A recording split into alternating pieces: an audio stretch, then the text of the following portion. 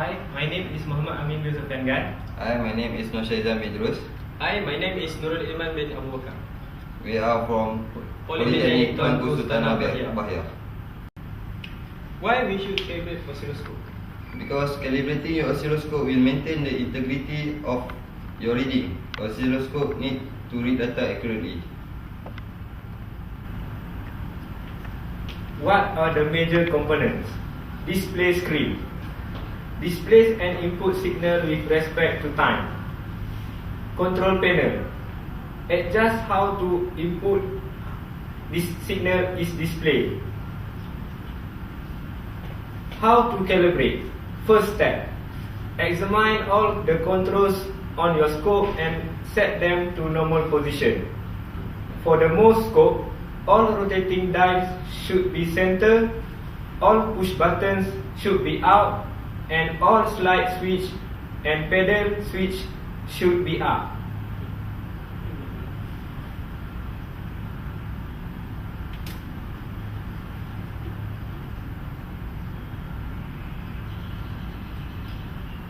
Second step, turn your oscilloscope on.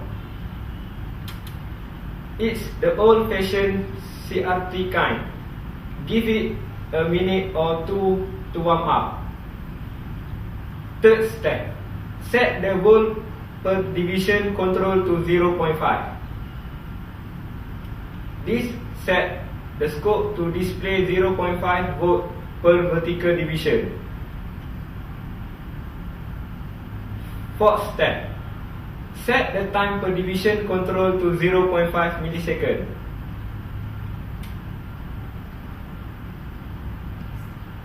This control determines the time interval represented by each horizontal division on the display. Fifth step, set the trigger switch to auto.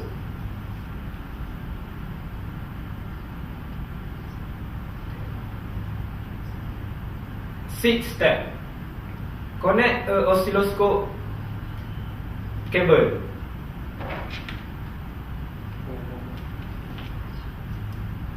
Connect the free end of BNC cable to channel 1 on the oscilloscope.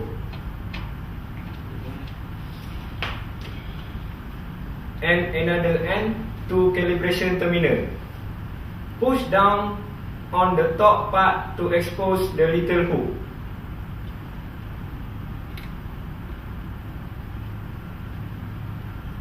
It is not necessary to connect the ground lead of your test probe for calibration.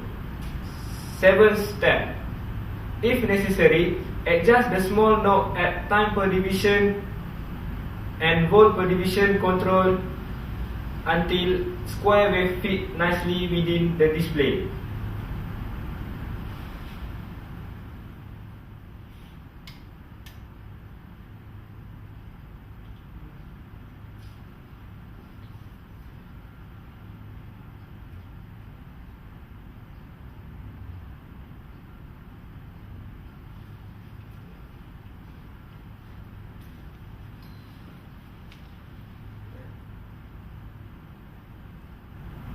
Eighth step, if necessary, adjust the Y position control to center the trace vertically.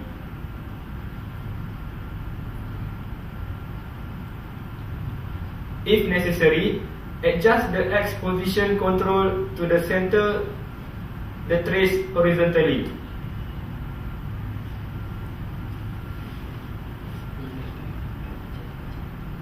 If necessary, adjust the intensity and focus settings to get a clear trace.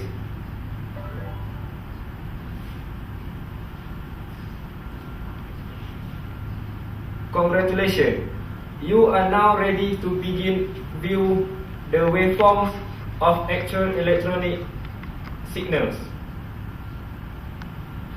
Key to remember: don't ever touch the small knob of time per division and volt per division controls while doing the experiment. Thanks.